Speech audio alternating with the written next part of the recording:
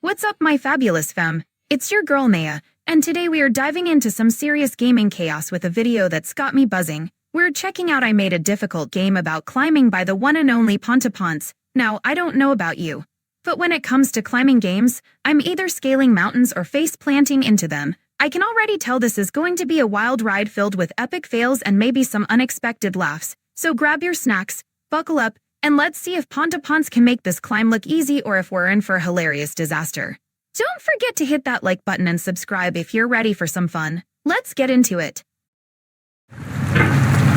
Getting Over It with Bennett Foddy, one of the most hated games on the internet. Oh God! One of my all-time favorites.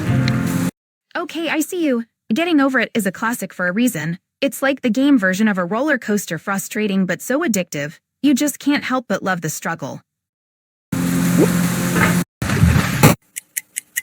Okay, big surprise. I kind of want to make a climbing game. A climbing game? Now that's intriguing. It's like taking the frustration of getting over it and flipping it into something fresh. I can't wait to see what unique twist you bring to it. As far as I can tell, there aren't really any actual climbing games out there except for Bennett Foddy's Flash game from 2011, which I don't understand how to play. So this seems like a good gap in the market. But how do you control both hands and feet without it getting too complicated? My first thought was to make it turn-based. So you'd move your hand, then your other hand, and your feet, and so on.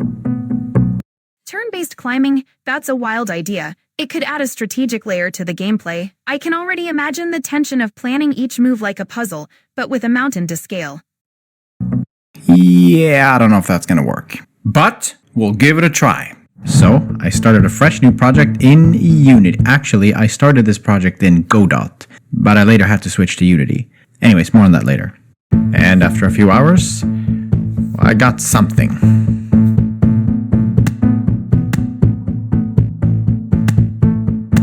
And let's add some physics. Adding physics? Now we're talking. That could really elevate the gameplay. It's all about making those climbing mechanics feel real and satisfying. Can't wait to see how it plays out.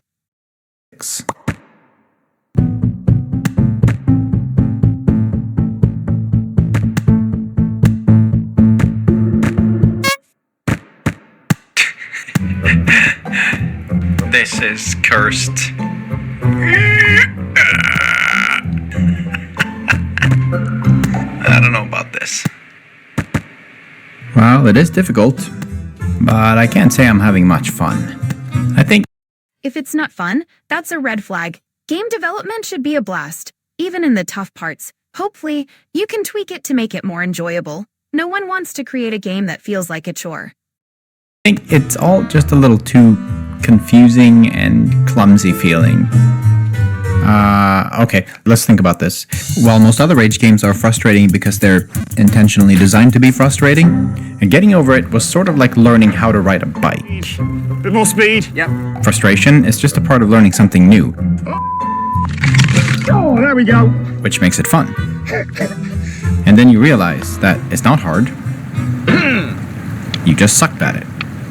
That's a hilarious way to put it. It's all about that moment of realization like, wait, I'm not bad at this, I just need to get my act together. It's what makes those rage moments so relatable. Okay, so maybe I just suck at these other games, and that's why I don't find them fun. Whatever. I don't know if I actually had a point with any of this. Okay, back to the game. I think we need to simplify. So let's forget about the legs and focus on the hands only. But how do you control two hands with only one mouse? With two of them, obviously. Holy shit! Here we go! Well, actually, it didn't work. And it seems kind of stupid to ship a game where you need two mice. Yeah, that would definitely be a hard sell. Imagine trying to explain that to players. Hey, you need two mice to play my game. It's a fun idea, but practicality is key. Mice. So, after hours wasted trying different things, possibly days, I finally figured it out.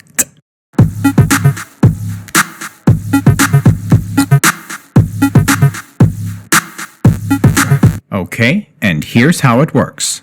Your mouse movement directly translates to a force being applied to each hand. The hands are connected to the body using standard Newtonian. Using Newtonian physics? Now that's a smart move. It adds a layer of realism that could make the climbing experience feel more dynamic. Can't wait to see how that plays out in the game. Newtonian physics, and whenever you hold on to something, the direction of the force is reversed. Confused? Yep, me too. But it works. You can also move sideways, and it turns out you can even jump a little bit.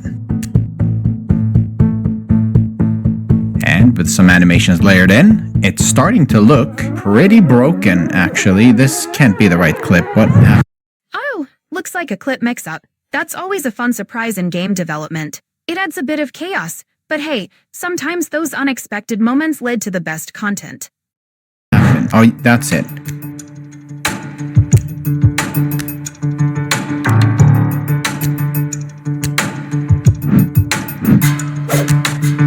Wait a minute. Something strange. The controls feel actually really good, and as I was figuring them out, I was having fun. It's hard to describe without you playing the game yourself. It's kind of one of those things, you just have to feel it, so I guess you just have to buy the game. Okay. Well, that's a clever way to sell it. If it's all about the experience, then getting players to dive in is the way to go. Plus, who doesn't love a game that feels good to play? Okay, this is getting a bit boring. How about some rocks? Yeah, in the game though.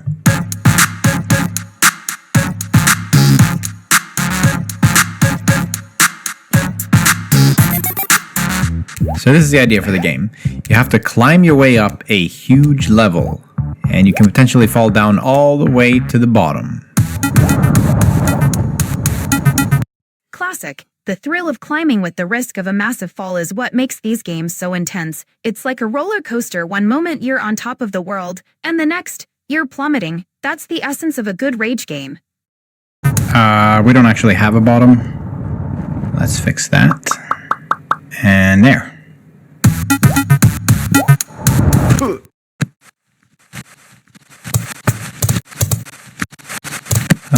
Maybe something softer. Like, maybe water?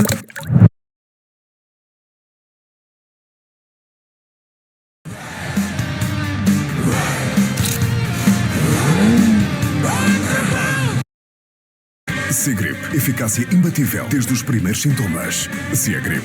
C-Grip.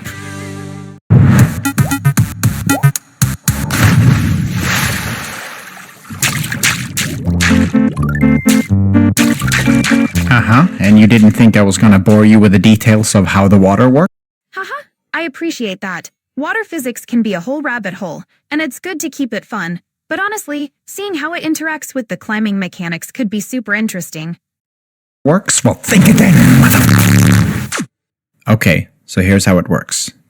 First, we evenly distribute some points along a line, and this will be our surface. And then, if the player falls in, say around here, we can apply a force to the closest point.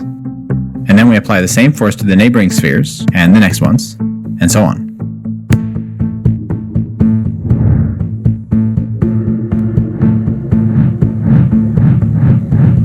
That's a clever way to simulate water dynamics. It creates a ripple effect that can make falling into the water feel more realistic. I love how you're bringing physics into the gameplay. Oh, and then we need some damping. But it wouldn't look like water if we didn't have any waves. And if we run a line in between each point, it kind of looks like water.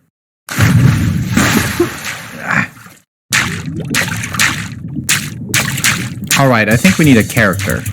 So I quickly model this guy, and I think it looks pretty good.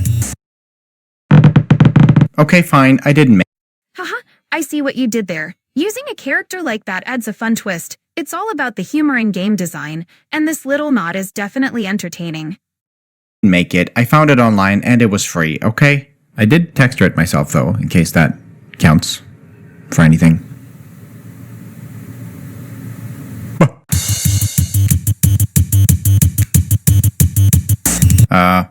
Well, Alright, this might be a problem. So let's cover them up a little bit.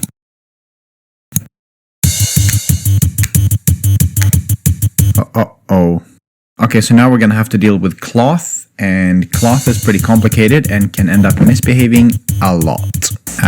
Cloth physics can be a real headache. It's like trying to tame a wild animal. One minute it looks great, and the next, it's all over the place. But when it works, it adds so much to the character. I've made promises in the past to never ever use cloth in video games again, but it turns out that the built-in cloth thing in Unity is actually pretty good.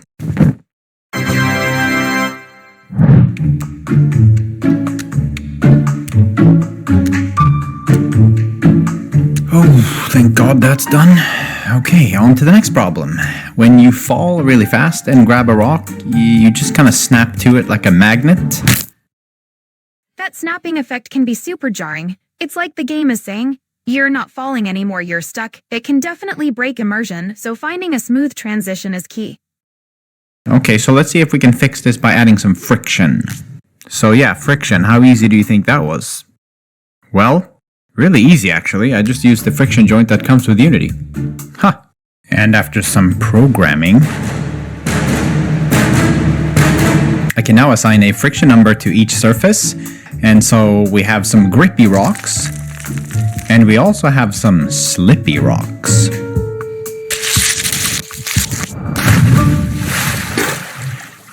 And it was around this time I switched from using Godot to the Unity game engine. Switching to Unity is a big move. It opens up a lot of possibilities with its features and community support. I'm curious to see how it changes the development process for your game. Because in Godot, I ended up having to code pretty much all the physics by myself, and I'm really stupid, so it didn't really work out that well. Whereas in Unity, I have all these little helpful things like the friction joint and a few other things. And I kind of have a confession to make. Those prototypes I showed you earlier, well, I kind of recreated those in Unity. Nice, recreating those prototypes in Unity is a smart move. It's all about refining your ideas and making them work in a more robust engine. I can't wait to see how they evolve. My actual prototypes in Godot from like a year ago, well, they looked like this. Alright, this is the first alpha male version of this game. It's really cool. Okay, moving on.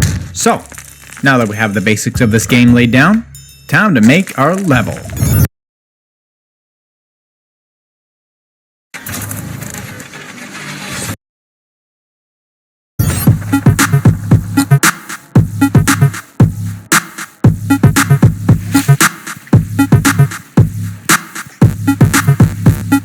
So we start off with the first area of the game, which should be fairly easy. Starting with an easy area is a smart move. It helps players get a feel for the mechanics without overwhelming them right away. Plus, those rocks look great for a beginner's climb. Easy, and it is.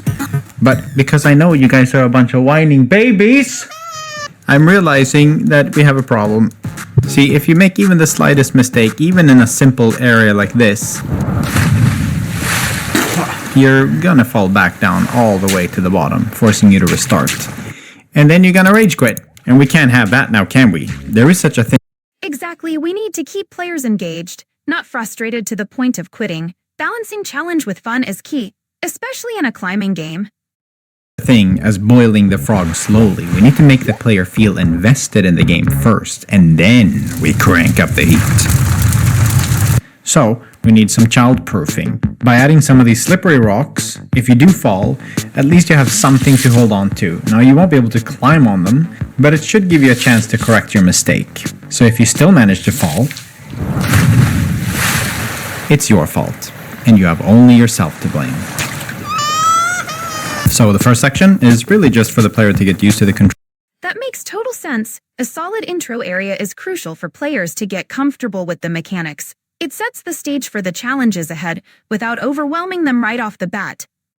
Controls and understand how to play the game, but then eventually you'll reach this point where you'll be forced to make your first jump. But this time, there's no childproofing. And jump.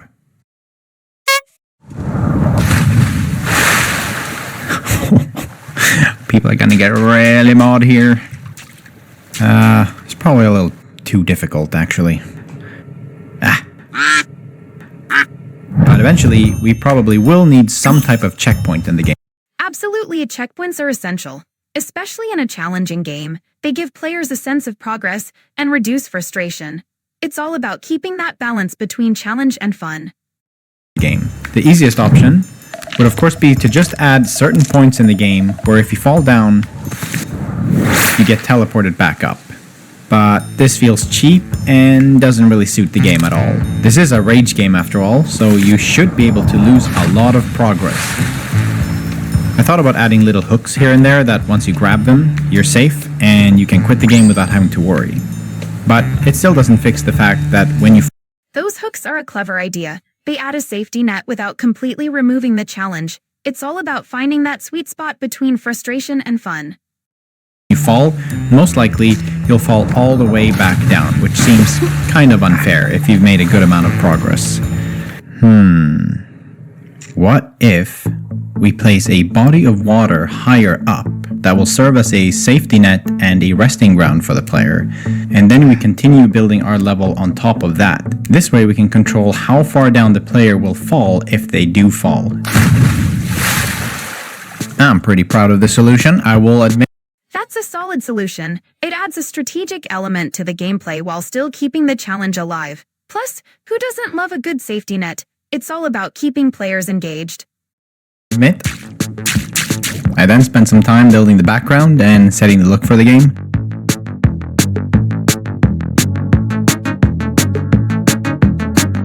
And when I say setting the look, what I really mean is using the default settings in Unity. Which apparently Bennett Foddy also did, since, well, both games look the same now. Whoops. That's a bold comparison. It can be tough to stand out when your game shares similarities with a classic. But hey, if you can bring your unique twist to the mechanics, it could really shine. Well, like Jonas told me, having your game compared to other similar games is actually a really good thing, since it helps people associate your work with something they're already familiar with. And when I posted the trailer for the game, Bennett himself retweeted it, and I think he liked it, so I'll take that as his seal of approval. Please don't sue me, Bennett. I've been experimenting with different obstacles, like moving objects and physics-based objects. Whoa, that looks interesting. Adding moving and physics-based obstacles can really amp up the challenge and make for some hilarious moments. I can already see the potential for some epic fails.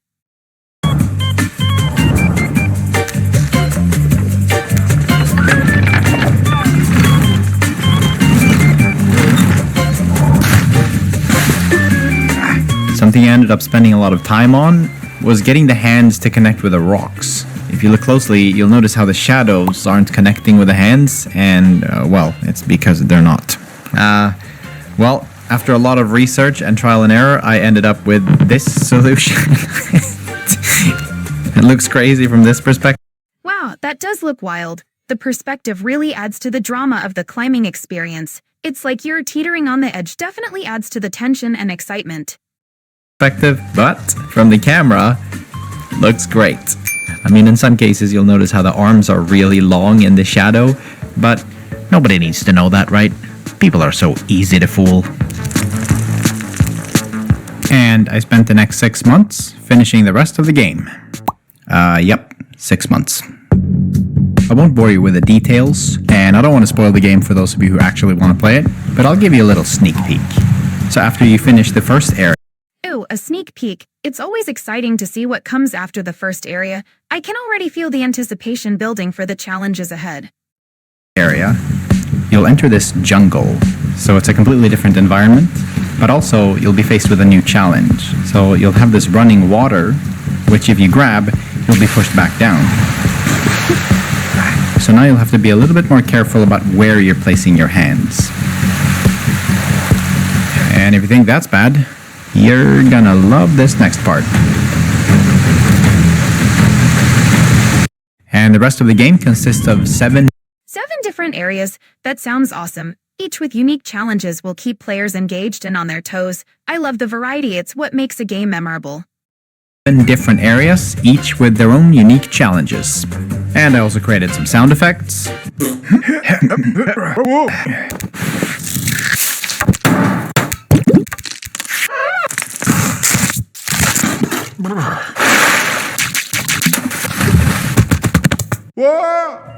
And I kept tweaking the controls pretty much throughout the entire project, and they ended up being around 1,000 lines of code.